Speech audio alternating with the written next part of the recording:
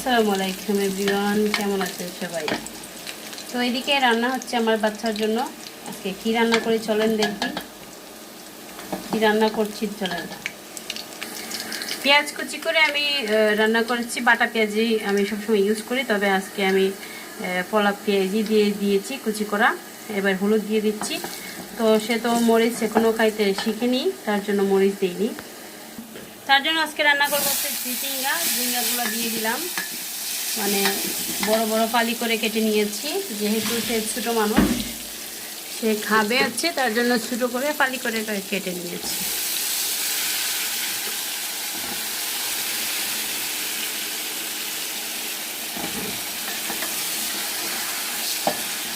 এখন আমি ভালো করে একটু মরিচ দিব না, হচ্ছে একটু লবণ দিয়ে একটু ডেকে রান্না করব কতক্ষণ। পরিমাণ মতো হচ্ছে লবণ দিয়ে দিব, তারপর নেড়ে ছেড়ে আমি কতক্ষণ ডেকে রান্না করব। বাচ্চাদের বেশি বেশি সবজি খাওয়ানোর চেষ্টা করবেন, আমিও চেষ্টা করি। আসলে খেতে চায় না বাচ্চারা, সবজি একদমই খেতে চায় না। তো চেষ্টা করবেন যাতে বাচ্চারা একটু সবজি খাওয়া দাওয়া করে। তো একটু সিদ্ধ হওয়া পর্যন্ত আমি ডেকে দিচ্ছি। এখানে 3টা মাছ নিয়েছি, হচ্ছে 3টা মাছ আমি একদম পরিষ্কার করে কেটে কুটে ধুয়ে